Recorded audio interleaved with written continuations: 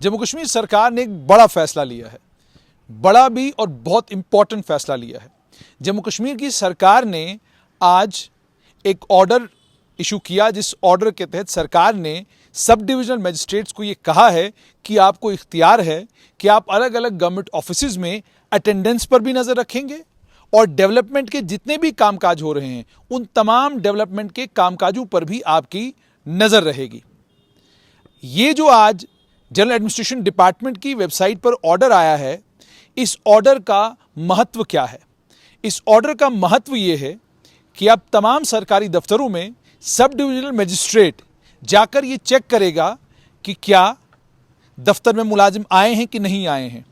और आप जानते हैं कि पिछले दिनों अलग अलग जिलों में डिप्टी कमिश्नरों ने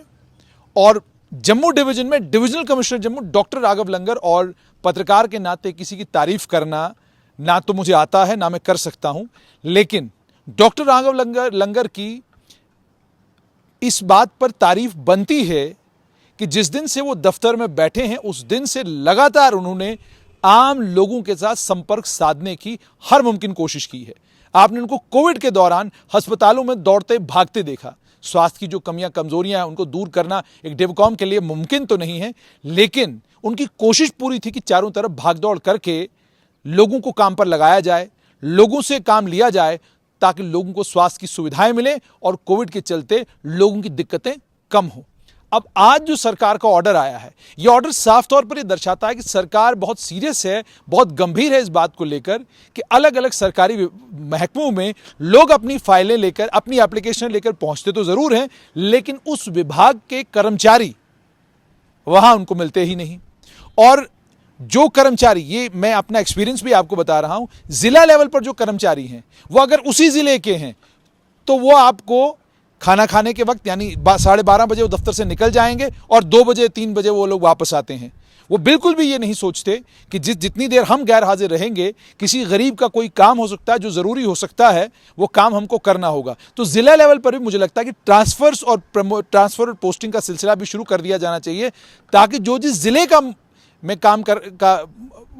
मुलाजिम है वो उस ज़िले में ना रहे, उस ज़िले से बाहर उसकी नौकरी हो, ताकि उसको ये समझ आए कि भाई आप अपने घर में अगर रह रहे हैं तो उसका मतलब ये है कि आपको ज़्यादा काम करना चाहिए, लेकिन आप अपने जब घर में होते हैं तो कम काम करते हैं और जल्दी आप घर भागने के चक्कर में रहते हैं कि दिन में थोड़ा सुस्ता लूँ, थोड़ी नींद कर लूँ, थोड़ा रिलैक्स कर लूँ। और गाँव देहात का तो हाल इससे ज़्यादा ख़राब है। डिप्टी कमिश्नर किश्तवाड़ भी एक दिन अचानक निकले और उनने किश्तवाड़ में अलग अलग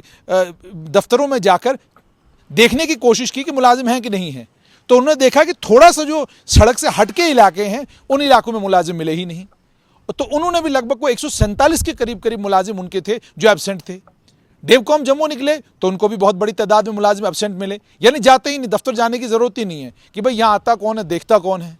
टीचर्स को लेफ्टिनेंट गवर्नर मनोज सिन्हा ने और उसके बाद सेक्रेटरी एजुकेशन ने बीके सिंह ने भी ये कहा कि भाई जिन कोविड-19 के चलते अगर आप स्कूल में बच्चों को नहीं पढ़ा रहे हैं, स्कूलों में जाइए, स्कूलों में घास उगी हुई है, स्कूल का इंफ्रास्ट्रक्चर खराब हो रहा है, उसको ठीक ठाक करवाइए, प्लेग्राउंड ठीक ठाक करवाइए, बाकी जो परेशानियां हैं उन परेशानियों को दूर करने का काम कीजिए। आपका पेंडिंग काम होगा, उस पेंडिंग काम को ख़त्म कीजिए। डेवलपमेंटल के रिलेटेड कुछ काम अगर आपके हैं उनके लिए प्लान्स और प्रपोजल्स बनाइए और दौड़ भाग करिए दाएं बाएं। लेकिन आप जाइए स्कूलों का आज हाल देखिए, आपको स्कूलों में घास उगी हुई मिलेगी और आपको वहाँ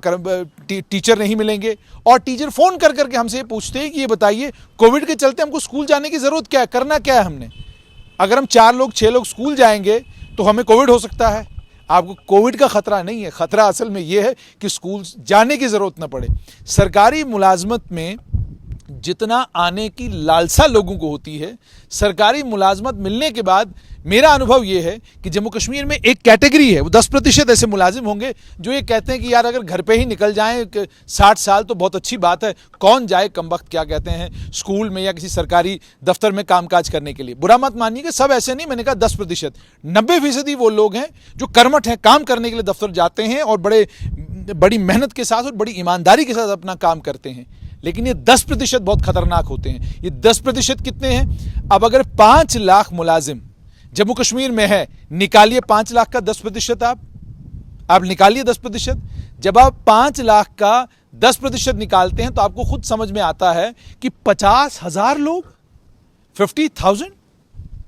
50,000 लोग जो ऐसे हैं जो क्या कहते हैं, जिनको ये महसूस ही नहीं होता कि ज़रूरी है स्कूल पहुंचना। तो आज का जो ऑर्डर है, इस ऑर्डर में सब डिविजनल मजिस्ट्रेट्स को ये इख्तियार दिया गया है कि सब डिविजनल मजिस्ट्रेट जो हैं वो अटेंडेंस को भी मॉनिटर करेंगे, डेवलपमेंटल वर्क्स पर भी नज़र रखेंगे और उसके बाद रिपोर्ट्स बनाएंगे और उन रिपोर्ट्स को डिप्टी कमिश्नरों के साथ शेयर करेंगे ताकि डिप्टी कमिश्नर उस पर माकूल कार्रवाई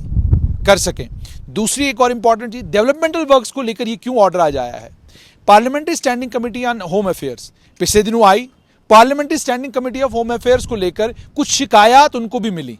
कि जी धरातल पर तो काम हो ही नहीं रहा, ब्यूरोक्रेटिक रेड टेप के बारे में बातें हुई और कई बातें हुई, उस पर हमारा वीडियो भी आ रहा है, वो आप जरूर सुनिएगा।